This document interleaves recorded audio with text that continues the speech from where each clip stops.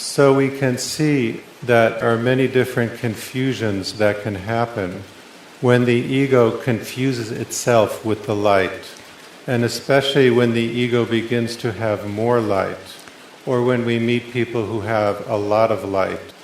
We should not assume from this discussion that we don't need teachers, or that we don't want spiritual experiences. I would love to have the mystic's bliss, but it is to teach us to be discriminating and discerning about them. So what is the value of having this study? First and foremost, to realize the importance of the purification of the ego. So we can imagine at this moment the rain flowing through us, physically and emotionally and mentally, and cleaning us, washing us, releasing the impurities. So purification of the ego is important at every stage of the spiritual path until the final enlightenment.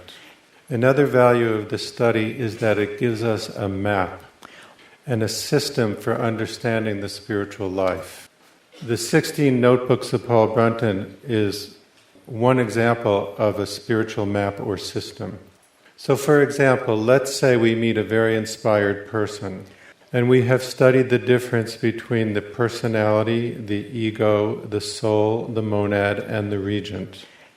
If we understand a little bit the difference between these levels, we might be able to understand, for instance, that an inspired person who is working at the level of the soul is not working at the higher level of the monad, or that the planetary significance of their work is not the same. So that is one example of how having a map can help us.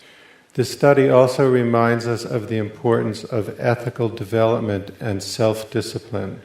The more we insist that we be ethical, to not allow ourselves to be spiritually lazy, then when the light shines through, there will be less distortions.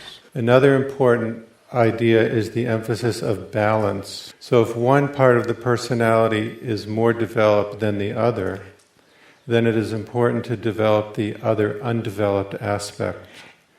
When all aspects of the personality are developed, then when the light flows through, it shines in all directions. We could think of a diamond, and if some of the faces are polished and the others are very rough, then when the light shines through, there will be areas of brilliance and areas of distortion. And if we are attached to our own or someone else's brilliance, we will not see the places where there is distortion. The brilliance is true brilliance, so we can learn many things from inspired people who have brilliance. But if their personality is not sufficiently balanced and developed, we need to make the distinction.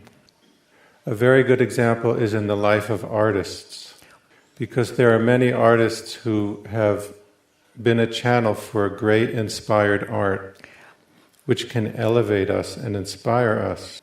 But we can see from their personal lives that their personalities were less developed in other areas. So really the important thing is to also apply this to ourselves and appreciate our own spiritual strengths and weaknesses, and to not get carried away with ourselves.